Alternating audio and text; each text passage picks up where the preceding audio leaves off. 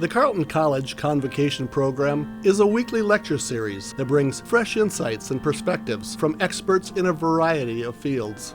The program has a rich history dating back several decades. The selected convocation speakers assist the liberal arts mission of centering thoughtful conversations within education and beyond.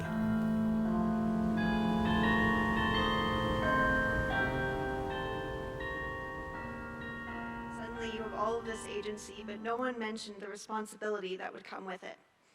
You get to choose your classes, your major, your future. I'm still working on that last one. Transitioning to college, I found myself suddenly doubting my decision-making and academic abilities. One thing that Carleton has challenged me to do is build my confidence, to trust my own decisions, to learn to ask for help when I need it, and to believe that I am capable of overcoming difficult things. Something that seemed difficult and scary to me was applying to be a student wellness advocate, or SWA, on campus.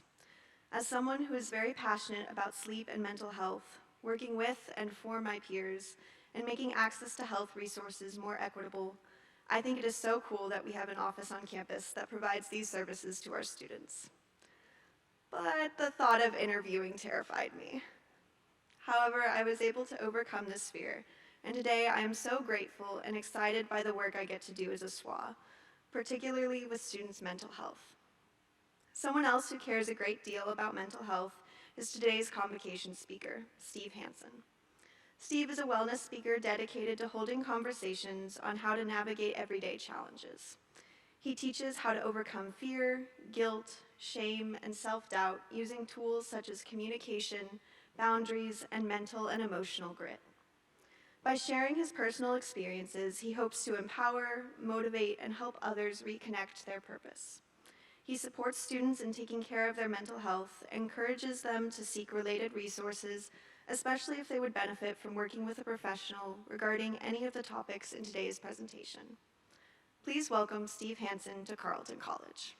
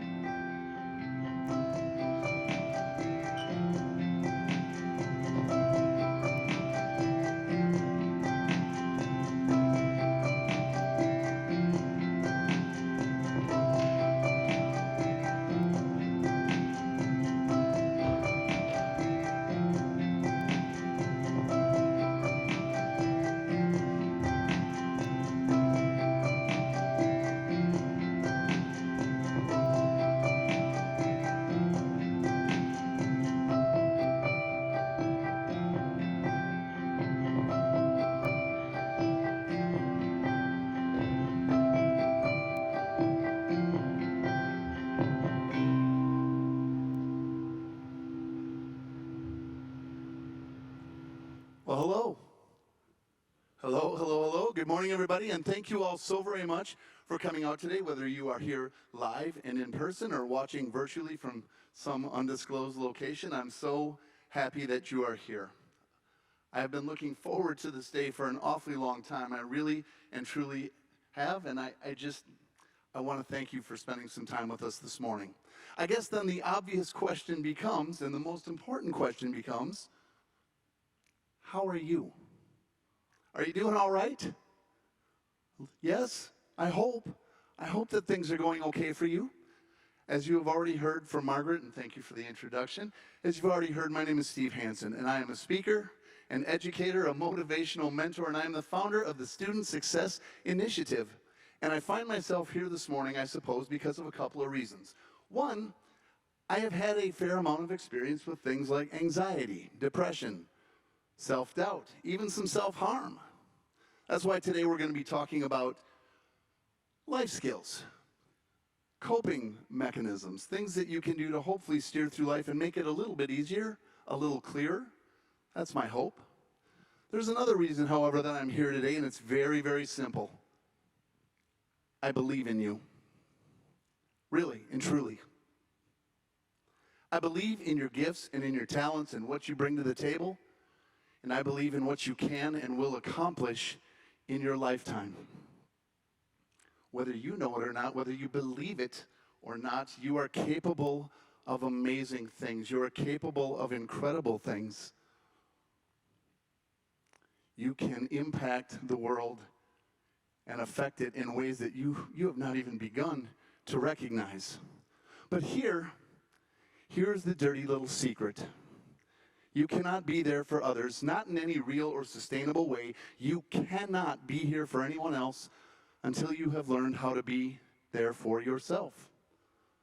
That's why today we're talking about self-care, because self-care is important. It is critical. It is not selfish. There's a great quote that is often attributed to Gandhi that says, if you want to change the world, start with yourself. And so I'm asking you this morning, are you ready to start? Yes? I hear some murmurings. Okay, so let us begin. In 2003, my then wife filed for divorce. I very quickly found myself sitting in the office of a behavioral psychologist. It didn't take Kim very long to figure out, and Kim is the therapist, by the way. It did not take Kim very long to figure out that there was something not quite right. And she didn't mean not quite right within the marriage. That's a given. She meant there wasn't something quite right with me. I mean, this is a person who studies human behavior for a living, so it's hard to pull one over on her. What she discovered quickly is, honestly, I didn't like myself. On my worst days, I outright hated myself. For a very long time, I simply believed that I deserved less than, well, just less. Just less. I was sarcastic. I was incredibly caustic. I had the ability to verbally eviscerate anyone in my path, and I've seen me do it, and I don't say that with any pride, but that's true. I oftentimes would create self-fulfilling prophecies that never ended well, not for me and not for those around me. Kim did two things for me, really. Two very important things. The first thing she did is she made me understand that when the world blows storms through and life becomes a mess, and I promise you, life was a mess. When your life is a mess, it is perfectly valid. There is value in sifting through the debris. After all, you can't solve a problem if you don't know it's there. You first have to identify the problem. For me, that meant going all the way back to the 4th grade when the bullying began. It happened every day, almost virtually every day of my 4th grade year. And I'll save you the details, but what I will tell you is after that year, that group of 6th grade boys moved on to junior high. So problem solved, right? It's over. No. The problem was just beginning. See, it plants a seed, and you start to believe all that stuff. It shapes your perspective and your worldview. And it screwed me up in ways that I cannot even today, I can't quite articulate. It was a mess.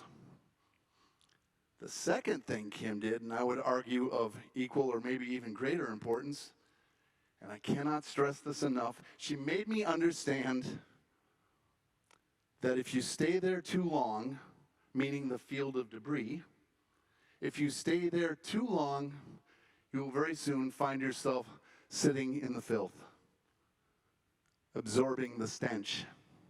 And as someone who overstayed my welcome by leaps and bounds, I can tell you firsthand, without a question of a doubt, that smell becomes increasingly more difficult to wash off. I am so grateful right now today that we live in a society and in a place, and even with all of our problems, in a country where we can talk about our feelings, when we can be vulnerable and when we can be open about how things affect us on a day-to-day basis. But, if feelings are all you have, if that's all you show up with, are just your feelings, you are in all kinds of trouble. If those feelings are not accompanied by the ability to think critically, to think for yourself and judge each situation on its own merits, if it doesn't come with some sort of plan of action to help move you forward, then at best, you have a bit of a dumpster fire. At its worst, and far more probable, you have an unmitigated runaway disaster.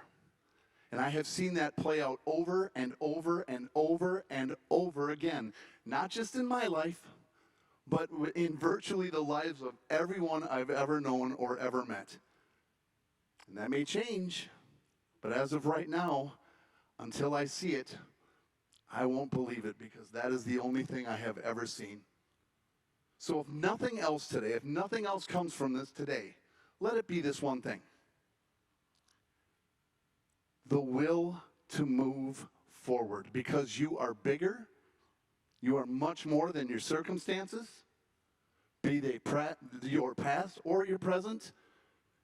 There needs to be an ability to move forward, to be your very best self. Now, I know you're saying, well, thanks, Steve, that's great. We're going to move forward. How do we do that? That's a great question. I'm so glad you asked. Let's discuss. For me, that means laying a foundation. Something, that you can stand on, that isn't going to give way underneath your feet, that isn't going to slip and slide. I call those the 2 G's. The first of those G's is gratitude. Being grateful for what we have. Sometimes this ruffles a few feathers because people think you're negating problems, like ours aren't serious. They absolutely are. I would never say that. We have difficulties, right? And the things that sometimes reside between your ears are the worst of all. Nobody beats us up like we do. That being said, like I said, and even in this country with all of its problems, I realize that I am afforded opportunities and things that others may not be. And that doesn't make me better or worse. And I certainly never feel like, well, thank goodness that's not me. I'm glad it's them. No, I'm not happy for someone else's struggle. It just puts things into perspective a little bit. 3 weeks ago, I went into the emergency room because I believed I was having a heart attack. The doctors thought I was having a heart attack as well. As it turned out, I wasn't. I was having the worst anxiety attack I'd ever had, and I hadn't had one in over 20 years. But I was so grateful with the fact that immediately I was hooked up to an EKG, and there were people there to care for me. Not everybody has such things. I was so grateful. Look at your clothing and the things you wear. I bought these ridiculous shoes yesterday, right? I am afforded not only clothing, we all have the clothing on our back. I have it so good that I can actually think about form over function. I can actually consider fashion. That is a luxury. My house, and yep, the housing market is crazy, but I don't own a home right now. I rent. But nevertheless, is it a mansion? Absolutely not, but it's nice. It takes care of me. When I go to bed at night, I don't worry about bombs dropping on my head. Not yet. All we have is today, and thus far, that's never been an issue. I know when I lay my head down, it's not in a king-size bed on 1,500 thread count sheets, but nevertheless, I am comfortable. Food. You ever feel like, oh, macaroni and cheese, it's the 3rd time this week. Oh, agony, agony, agony. I get to worry about what I'm going to eat, not if I'm going to eat. That is a massive difference. And I will tell you this, you can help people less fortunate. You can, even if it's just for that day, but you can help others. But your misery isn't going to help make it better. It is okay to smile. It is okay to be grateful. It is okay to enjoy your life. It doesn't mean you wish ill on somebody else. Joyce Meyer, who was a speaker, she once said that being miserable doesn't make the journey any easier. In fact, it makes it more difficult. Just because you've been given a cactus doesn't mean you have to sit on it. You just need to be aware of your blessings, just to even it out, not to make the other problems go away. That will take some pressure off. It helps with your mindset. The second of those G's is grace. Grace is how we interact with one another. It's how we get through the world, with some kindness, with some understanding. So show of hands, let me hear. Have you ever wanted to put yourself out there for something? You see an opportunity, you're afraid, maybe it's an interview, and you hold back because in your head you think, I can't do it, I don't want to do it, I'm fearful. Maybe you are afraid of failure, Maybe you're afraid of what other people around you are going to say. Oh, no. What are they going to think? What if I fail in front of them? How silly am I going to look? Anybody ever have that? Or is it just me? Oh, good, I'm not alone.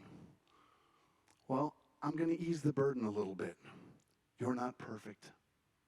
You are never going to be perfect. You are flawed, and you are perfectly imperfect. You are where you are supposed to be.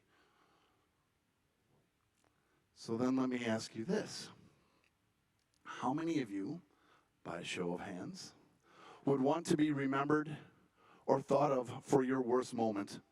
The time when you said something terrible, angered somebody, disappointed somebody, offended somebody. And you said or did something awful, and then from then on, everyone said, yep, that's that person. How many of you would want to be remembered for that, and only that? I'll wait. Nobody, right? No, me either. Because I'll tell you something, I screwed up 7 times before breakfast today, and which is pretty good for me. Usually it's 9. I do dumb things, but I try and I put myself out there. Now, if you are willfully and intentionally trying to harm others, that's a different story. If you're not learning from your mistakes, that's a different story.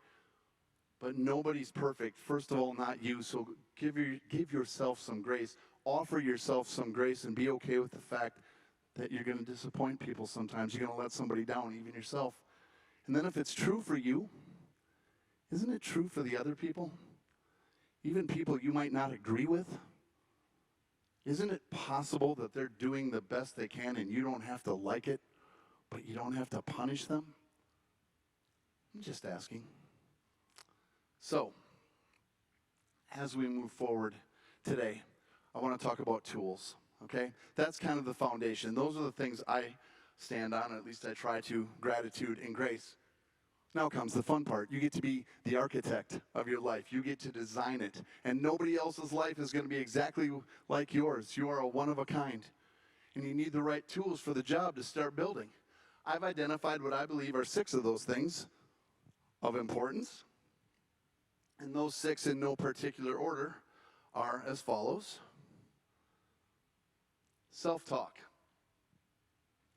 And I believe that Margaret talked a little bit about this, about the voices in our head and those things. And sometimes life tells us what a great job we're doing, but most of the time, probably not. I have my little buddy, my self-talk is so bad, I have a tattoo of him on my back, and I named him. It's Frank. So when Frank wants to start talking to me, I have to learn to shut him up. See, we think it's hard to believe the good about ourselves, isn't it? It's difficult sometimes. I don't know if it's because of our Midwestern values and feels arrogant. I'm not sure, but it becomes difficult. There's a reason for that. It's called negativity bias. Negativity is literally hardwired for us as human beings. It is in our DNA. Science believes that this is evolutionary and that it goes all the way back because it kept us safe. Like, hey, here comes that big thing. What do they call it? A dinosaur? Remember the last time it came through here? It ate Charlie? I miss that guy. Maybe we should get to the cave where it's safe. Negativity bias has some value. It helps keep you aware. It keeps us safe, or it helps to keep us safe. But also, it does a lot of harm. It can be incredibly self-destructive. And we naturally, you don't have to try and look for negativity. You see it everywhere. If you want to be outraged or angry or anything, you don't even have to try. But to be positive, that is intentional. It's like going to the gym. You have to put in the work. That's just the truth. I'll give you an example. Let's say that you were a singer-songwriter, okay? And you have now written what you believe is a surefire hit. It is an incredible song. You get the opportunity to go out and you play in front of 100 people. And people lose their minds. It is the best song they've ever heard. And on the way out, each and every person stops by to tell you how amazing it was, how it affected them. They have tears in their eyes. You are incredible. When am I going to see you again? All the way through 99. And then number 100 comes up. And they say, it's good. Truthfully, it's not my kind of music, but I totally, recognize talent and you can definitely write a song. Yeah, it's good. It's just not really my thing. Which one do you think you're going to think about? The 99 people who were blown away by your efforts? Or the one person who didn't even say anything bad?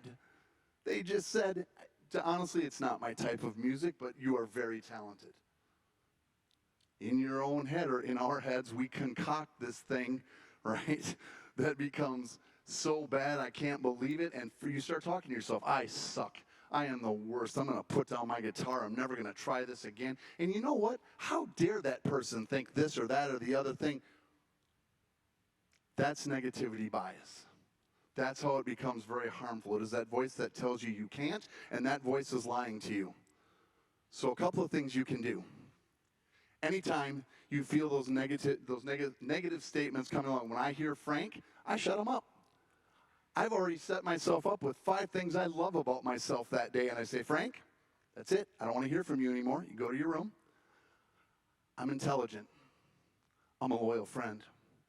I have wonderful opportunities, right? And on and on. And it's a work. You have to work at it. It feels funny. It feels awkward. It feels disingenuous, but it's true. But if you make positive I am statements every time that voice comes up, you will start to believe it. And you have to do that. You have to combat it because the negativity, we feel that more strongly. So in order to do that, it's not a fair ratio. It's about 4 to 1. You have to keep the positivity. The other thing, don't compare yourself. Don't compare yourself to anybody else's life, and especially on social media. Forget it. Those people aren't living those lives. But it's so easy for us to go, man, I sure wish I was that person.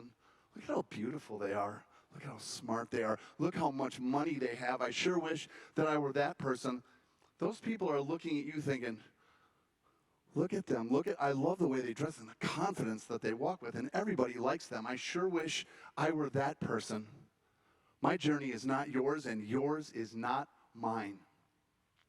Stay in your lane and appreciate those things that you have. And that is an intentional thing. Last week, I saw a speaker who sent me an email thing, and this guy has built an incredible business. He was booked every day or every weekend solid for like the next year. I started getting all down on myself, like, oh no, I have such a long way to go. Look what this, I was jealous. How ridiculous. This person is in my contacts. He's offered to help me. He's giving me a way to help me. And look how far I've come, just standing here being with you today. Think about yourself. Concentrate on you. Purpose. This is a hard one. This is difficult because people tend to think that purpose, you only get just one. Especially for students or younger people, like, what am I going to do? What is my purpose, and what if I get it wrong? What if I make that choice and that decision and it turns out it wasn't the right one? That's it. My life is over. First of all, let me help clarify something for you, and I've learned this the hard way. You do not have a singular purpose. The important thing is to have purpose. To have something to get up for in the morning that drives you. And it might be volunteering down at the animal shelter. It might be the project that you're working on. It might be your entrepreneurial efforts. It's simply to have purpose. And when that purpose changes, you can change. You can pivot. Just keep moving forward. Your purpose really comes down to 2 things. 3 things, really. Number 1, accept your limitations. People always say, there are no limits. That's ridiculous. Of course there are. I was never going to be a supermodel, not even on my very best day. I really wasn't. It's not because I'm ugly or unlovable. It's because I do not possess the ridiculous standard of beauty that those people have to attain. I could try. I could go out and do it and walk the runway. Honestly, I probably wouldn't be terribly successful at it. Your limitations are not there to tell you that you're not worthy. They're there to show you where your strengths are. I know it's not this. It's done you a favor. You know those graphs where like you have the vertical line and the horizontal line, and they meet over here and here? This is your area where your passions meet your skill set. This is how to help define those things. The important thing is that you try. Because you will find yourself, you will discover yourself, and it will open all kinds of new opportunities for you. But you have to move forward with a sense of purpose. Overcoming adversity. This is widely misunderstood as well. And I want you to know a lot of these things overlap, and you'll start to see how they do. Sometimes when life gets difficult, we quit. That's it. I quit. I give up. Let's say you found your purpose and you put in a little bit of time and you did it the first time and nobody gets it right the first time. And you think, well, that's it. I'm terrible at this. It's over. I've got nothing in life. I quit. Don't quit. Learn. Pivot if you have to. Try again.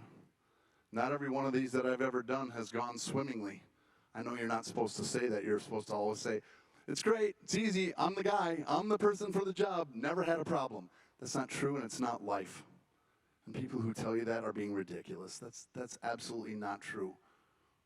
It is okay to fall on your face and keep going and keep trying. Keep moving your feet, because if you don't, the view never changes.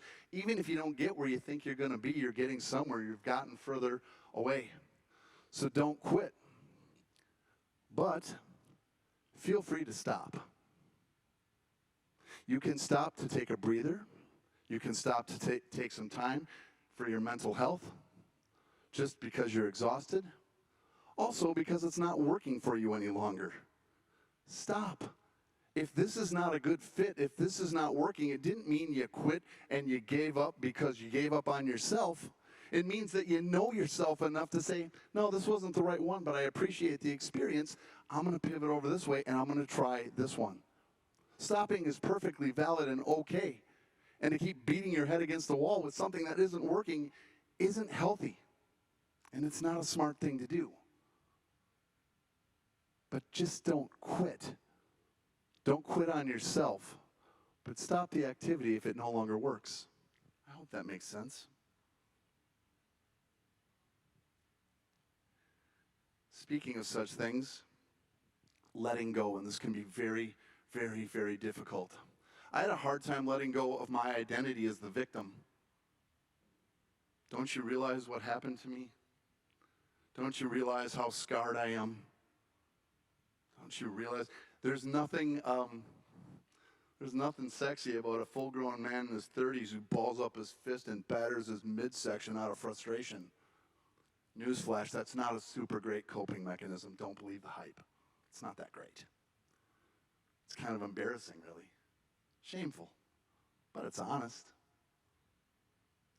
If something is no longer working for you, even if it's an identity that you cling to because it's all you know, we can be very fearful of moving on to the next because we're so afraid of change. Because change hurts. Change is painful. But do you know what is more painful? Staying where you are when it's not bringing any value, when you know it's time to leave. Margaret, did I tell you today that I like your shoes? No, I do. Can I try them on? Oh, I'm sorry, what was that? She doesn't think they'll fit. That is the nature of letting go. She's right, they're not going to fit me. When something is no longer fitting, it's time to move on. You need a new pair of shoes. When you were young and you were little and your parents bought you those Pro Keds and you could run faster and jump higher, you know the ones, look, Mom, no hands. When that happened, eventually as your foot grew, your toes were going to become, well, they'd butt up against the shoe. Do you know what I'm saying? That's when you knew your toes got sore. Have you ever seen photos of people who have been stuck in shoes? And I'm not joking about this. I've actually seen this. Feet become gnarled when the shoe doesn't fit, when your foot outgrows the shoe. They get all gnarled up, the toes get mangled, the bone structure changes. Without being graphic, if you stay in an unhealthy relationship, or in a career that is not good for your mental health, if it served you at one time, if your coping mechanism served you at one time, but now it's causing more problems than it's worth and it's time to move on, if you stay, your life becomes like that foot. You're going to incur all sorts of damage.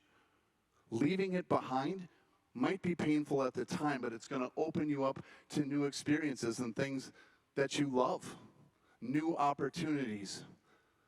Letting go is part of life, and sometimes it's a friendship. When you are doing too much for that friend, you know the friend you're trying to help all the time?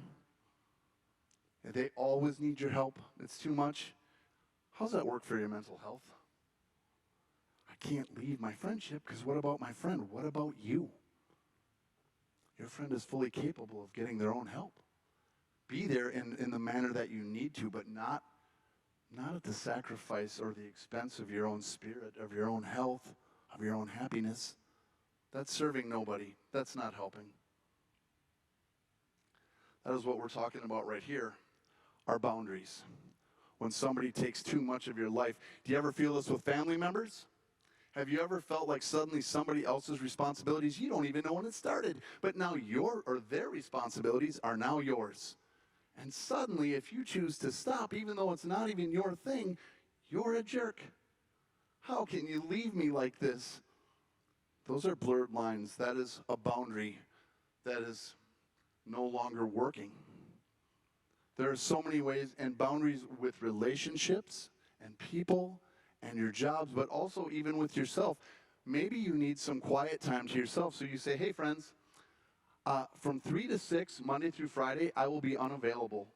I'm shutting my phone off. No text, no nothing. I will not be, because I need me time. And you know what a great boundary is? No. N-O, period. No. You don't even need the apology. You don't need an explanation. It's great, simple, one syllable. No.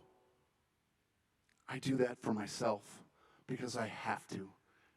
And if people don't understand your boundaries, if you have a do not disturb sign up on your dorm room door or your bedroom door when you're doing homework and those people are intrusive and, oh, you don't need that anyway, they don't respect your boundaries in the first place. They are an example of why you need them. Don't be afraid. And it is a skill, and it's scary. You can tremble when you do it. All of these things are hard. They don't come easily, and they don't come quickly. And they seem so simple, but I am telling you, over the long haul, over the course of time, they are so powerful, and they are so liberating and freeing. So even if you're scared, just do it afraid. That's okay. Be afraid. I'm afraid that today, I got up here, I was shaking. But I'm here. I'm so glad that I am. Finally, I want to talk a little bit about communication. I saved this one for last deliberately. I don't get political. I have no desire to do it. But just in the abstract, I am ashamed right now to be called an adult. I don't want to be lumped in with those fools. The way that those quote-unquote adults, the two sides are going at each other, screaming and ranting and raving, that is not communication. That is showing a younger generation that it is okay to act like imbeciles, to act like toddlers. That is the truth. That is not communication. Noel, if you and I just met today for the very first time, like if someone said, hey, this is Noel Ponder, this is Steve Hanson, in a normal conversation, what would be a question that like you would ask somebody, hi, nice to meet you, and your first question to me would be, it wasn't too bad. Thankfully, the snow was gone. For the most part, the roads were dry, but my tires are bad. Oh my gosh, you should see my tires. And I had to get in. The thing is I maxed out my credit card, so I couldn't even get to it. I suppose that goes way back to my mom because, she was a great cook and everything, but like, she would sometimes, I need to get this when she should have spent the money on tires. So I guess it's a learned behavior. But for the holidays, which is not true, but I'm just making this. But if that were true, and then all of a sudden I'm talking about the holidays, when I remember this one holiday and her tires were so bad, and we all made a joke about it. Thank goodness Mom made it home safe and all that. That's the year she made the fruit salad. You know, the kind with the noodles? Yuck. Noodles do not go with fruit salad, and on and on and on. What does that have to do with the question, how was your drive down here today? People are so busy listening to respond, they're not paying attention and engaging. Communication is dialogue. It's not a monologue. It goes two ways. My drive was good. Thank you so much for asking. How are the roads for you? Do you live close to the college? Oh, absolutely. See how that works? It's a back and forth. When you are ranting and raving like lunatics, when that happens, you have lost self-control. And self-control, yelling doesn't help, right? You can say the same thing in a calm, measured tone that you can screaming. When you have lost self-control, you have lost all respect. You have lost respect for yourself, and you have lost respect for others. It is a lost art, and you've lost credibility. That is the truth. How many of you here are familiar with a gentleman named Daryl Davis? Awesome. Daryl Davis is a musician, blues musician, piano player, is my understanding. And I've watched him speak and talk. He is a black man. And I want to say this was the 80s or 90s. I honestly forget right now how long ago this was. But he began seeking out members of the Ku Klux Klan. And he befriended them in the interest of having a conversation. And he very slowly and systematically, can you imagine the courage that that would take to go sit in a room with people that you know don't like you for the dumbest of all reasons? But what Mr. Davis has understood, and I've heard him talk about this, even though the actions of the Klan obviously are evil, he didn't think that those people are necessarily at their core evil incarnate. They're misinformed, ridiculously so, and they are afraid and they are fearful. To have that conversation was incredibly fearful. To date, Mr. Davis has had over 200 Klan members turn in whatever, uniforms, sheets, cones on their head, whatever that is. But he has affected and impacted the world for positive change through actual dialogue and communication. These people went to him and said, I can't hate you. You have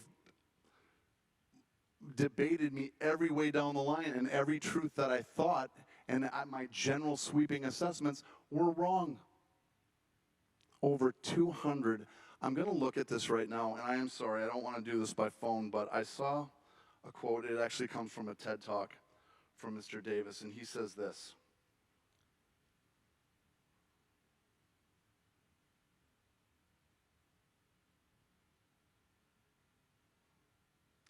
What I have come to find to be the greatest and most effective and successful weapon that we can use, known to man, to combat such adversaries as ignorance, racism, hatred, violence, is also the least expensive weapon and the one that is the least used by Americans.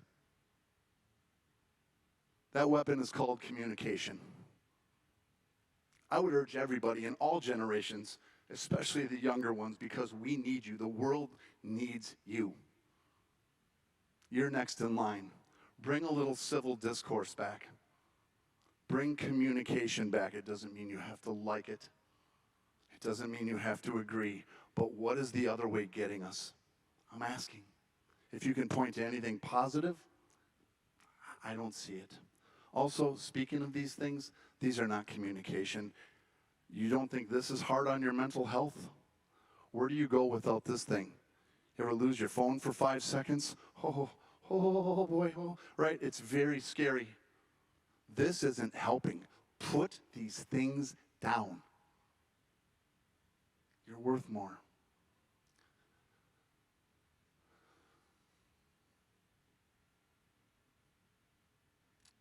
Okay, as we're wrapping up here, I want to call this the time principle. One of the things I'm most upset about right now, especially as I see the generations that have come after me, I'm so astonished by the amount of people who tell you what you can't do. It's dumbfounding to me that the cards are always stacked against you, that you can't, you shouldn't. Let me care for you. When people say you can't think for yourself and no, you let me handle it, don't walk, run.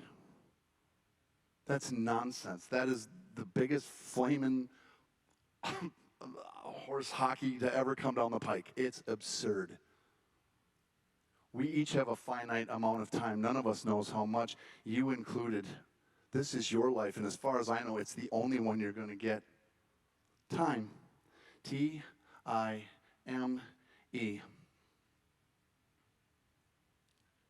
What can you do today? You can take control. Not of other people, not of anybody else's reactions, but yours. Your actions and your mannerisms. You can think every day when I get up, who am I? Who am I becoming, and who do I want to be, and how do I affect this change? Even if it's just locally, even if it's within my own family. But you are the only thing you can control. So take control of that. Invest in yourself, and that comes from belief, and you use these skills in your self-talk, and you remind yourself how awesome you are and what you are capable of. Make a plan. That one's scary because, again, the plan, oh no, what if the plan goes wrong? What if it does? What do you think's going to happen? You lost a little bit of time. We'll try again. All a plan does is get you in the mood or the mode to do the next thing, which is then execute. Execute said plan. That means moving your feet. Again, if your feet are moving, the view changes. If not, if you are stuck there with feelings and feelings alone, you simply dig a deeper hole. It's not helping you at all. I came here today with the hope that I will affect a little bit of change. I guess I'm selfish. I would love to know that I'm one little tiny brick, and you are going to be one thing that you could stand on, a little tiny part. But whether I'm part of that or not, honestly, in the end, doesn't matter. This is up to you. Your peace, your confidence, your success, your happiness, these things are matters of time. And your time is now. I do want to thank you for allowing me to be here with you, to spend some time. Thank you all for coming out. I can't thank you enough. Thank you. Have a wonderful day.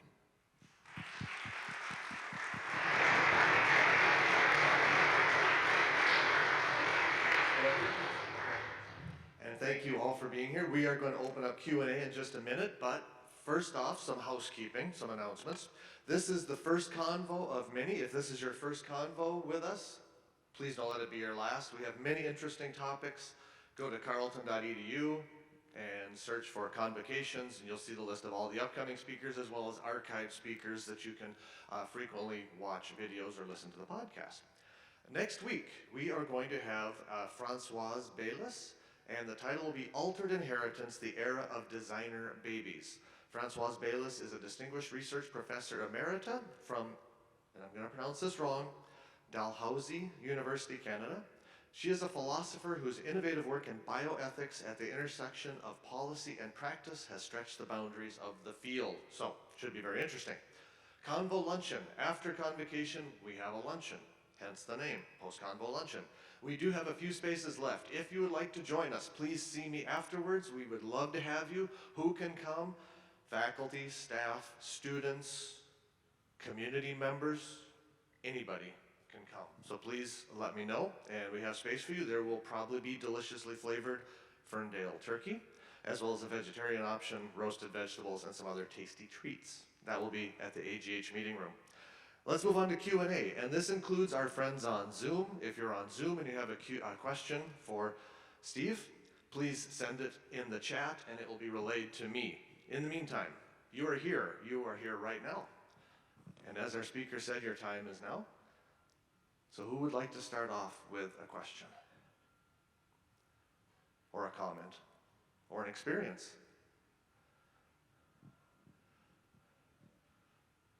The first one is always the hardest. Aha.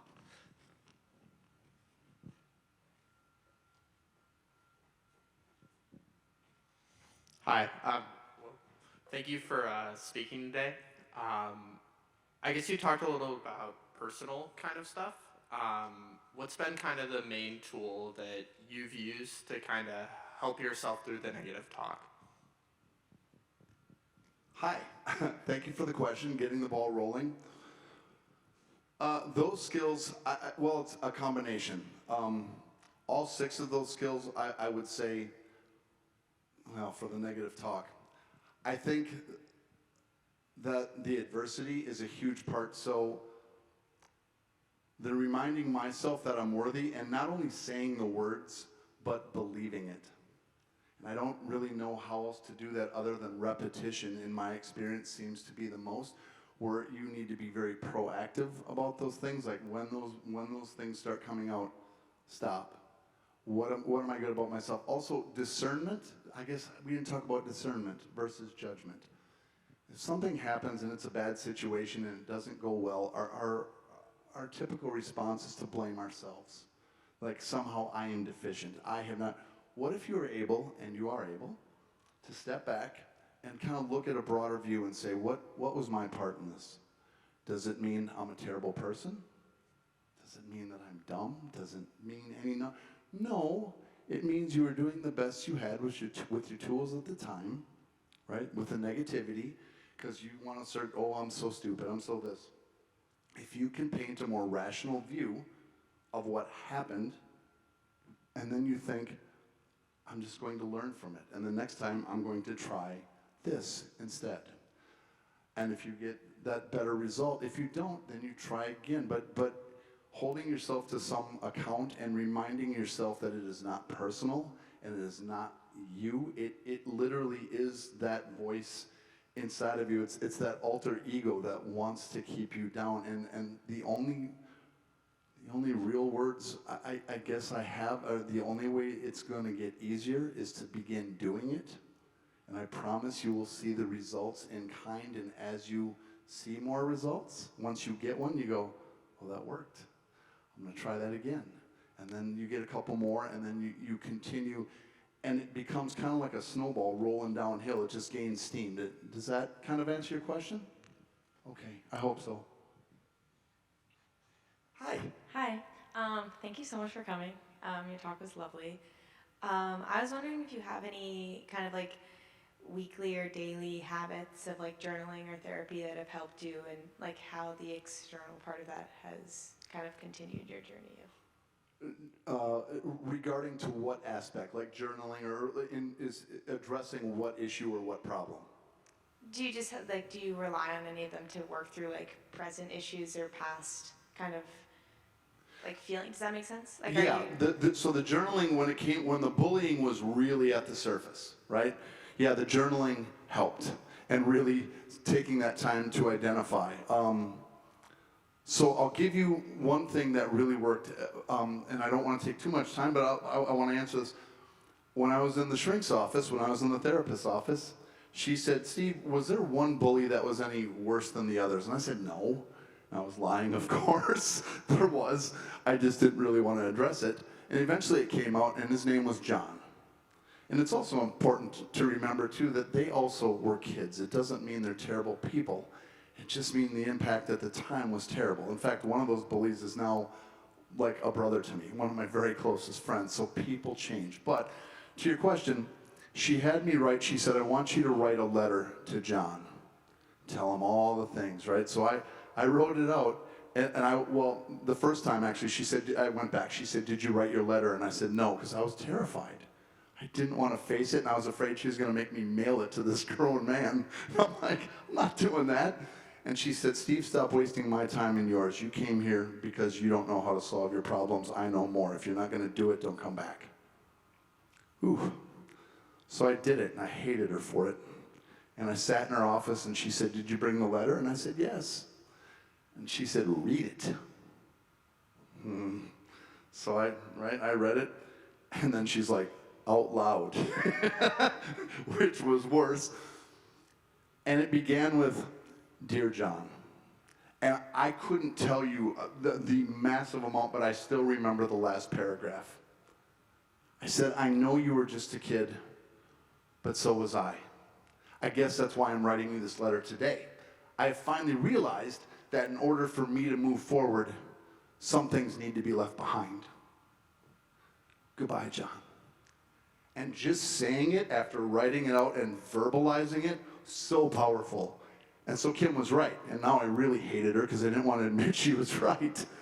And then she let me crumple it up and toss it away. So yeah, I think journaling can be a real gift, or even if you're alone at home and you talk through these things, like if you write that and just do it for yourself, because sometimes we have these feelings, but we never actually verbalize them. And the difficulty with verbalizing those things is we don't think enough of ourselves like we really deserve to get to say these things. And when you do, you're like, oh, that's so powerful. So yeah, the written word can absolutely help. Does that answer any of your question? Yes, thank you so much. I hope, yeah, and thank you for being here. Hi. Thank Hi. you so much for coming. Thank you. So I think that I think oftentimes we think that showing up for ourselves is synonymous with not showing up for the people in our life. That like those two things can't happen at the same time, or that one can't influence the other. And I think you touched on this a little bit, but I was just hoping you could like expand a little bit more on why showing up for ourselves is actually more valuable when we show up for our friends later. That's a great question, and yes, I can. This example won't resonate with everyone, but in case you didn't notice, I like analogies, so this one will work. My father's still alive at 81 years of age. We lost my mother a couple, 2-3 years ago from a massive heart attack, but dementia and all these things. My father was her primary caregiver. And we lived far enough away, we simply couldn't be there every day. And if you are there every day, you lose yourself.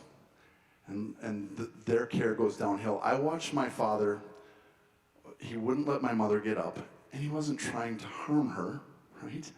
But he was afraid for her getting up. She would fall, she would do all these things. Pretty soon, because my dad was so exhausted, my mother was missing medications. My mom could spot a speck of dust at 500 yards, so I went over to her house and I pulled back the sheets once because my dad was allowing her to sleep late into the afternoon. She was sleeping on a urine-soaked mattress, which I lost my mind. I talked to them every day. They would begin hiding things from me because I knew she was falling. I knew there were other things. But my father loved my mother, and they had been together almost 60 years, and he couldn't fathom the idea that he wasn't enough. He lost himself and almost died. I thought he was going to die first. The weight of the world had punished him so much that his head was down so low it literally sat almost beneath his shoulder blades. My mother was not getting the care she deserved and needed because my father couldn't let go of the thought. And you can say, well, why didn't you just? The law doesn't work that way, so let me save you some questions. He couldn't fathom that he wasn't enough, that he was somehow disappointing my mother. And in our life like that, that is why you have to show up as the best version, because if not, responsibilities that are not yours will begin to bludgeon you, and they will chip away, and suddenly you will not be enough, and you will be tired, and you will be exhausted, and then you're going to fail. So then it starts because, well, I couldn't do this, and it just becomes a self-fulfilling prophecy that becomes more and more. It becomes overwhelming, like an avalanche. Does that help answer anything? Okay, you do have to care for yourself first. It is the only way you can extend a hand up. I'll tell you one more thing. If you're in a boat, right, and there's 5 of you and one person in the water, and you all reach down and you figure out you can pull that person up, right, together. You can do that. If 5 people are in the water and you're the only one and you reach over and they all grab your hand, what's going to happen? You're going in. That is the nature of why it's important. Yeah. Hi, thank you very much for coming. Thank you. Please bear with me for a minute because I'm a little nervous when I'm speaking and trying to think of what I'm going to say at the same time. It would seem as though the bullying in your 4th grade did a tremendous amount of damage in your life, and you spent a lot of time overcoming that, and now you're here to help others overcome the same type of problem. Is that correct? Well, that's an example of my specific issue, but I know that things right now, there are a couple of things, like the world can be so overwhelming, so I'm trying to give a few coping skills along with it, and also, I have been with some students who are so smart, so intelligent, so driven, and so afraid to make a move because someone, what if they don't like it? And somebody said to me, you know, if you say or do the wrong thing, everyone's going to be on that phone, they're going to be texting you, and everyone's going to know about it down here.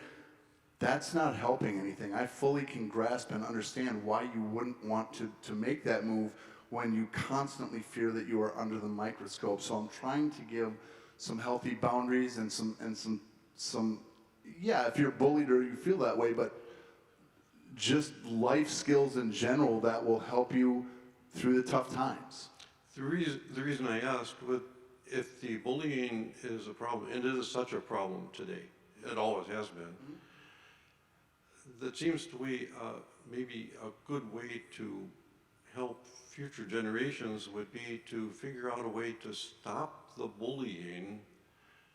I'm a retired junior high teacher, so you know, I saw a little bit of it, and I think if there were some way that we could get some method that teachers could use to stop bullying in the first place, we wouldn't have to do so much damage control later in our lives. If that were possible, and if we could think of a way to talk to teachers and give a talk that would help them understand bullying and how to get it to stop, that would be wonderful. I wish I could think of a way to do it. I think you and I are in the same boat. If you could tell me what a way would be, I'm all ears. I would love to know what that is. Also, I have found when I've reached out to high schools and stuff, they are reluctant to bring speakers in. Oftentimes I think it's because they don't want to draw the attention to something negative, or they turn a blind eye to the fact because it doesn't happen directly in front of them. I'm not being belligerent or disagreeing with you in any way, shape, or form. That has just been my experience. And I think we have time for one more question. Okay. If we have, oh, I'm sorry. Here we go. Hi, I'm Dia. Thank you. I'm sorry, what's your name? Dia. Hi, Dia. Steve, Hey. nice to meet you. It's really more of a comment to his question or concern. I think a lot of behaviors start from home. So I feel like there's a good amount of things that teachers can do, but a lot of these behaviors, at least my opinion, start from things that take place in the household, and then they bring it to the school, and then the school is like, okay, they're teaching, they're playing 2-3 roles, already underpaid. So I think it would be nice if some behaviors in the household were better. I 100% agree with you. I'm not certain, in my own experience, that you can stop little kids from doing some of the things, even under the very best of circumstances. But I agree with you. But one thing I found that is infuriating is when their son or daughter participates in these things and they are called out, the parents say, "Not my little baby. My child would never do such a thing." That is where the accountability issue, like, it might happen, but it doesn't have to be a continuing problem. That is a point of frustration, and it's a great point. Thank you for making it. And on that pretty much brings us to time. So thank you, Steve, for being here. Thank you all so much. Thank you all for being here. We'll see you at Convocation.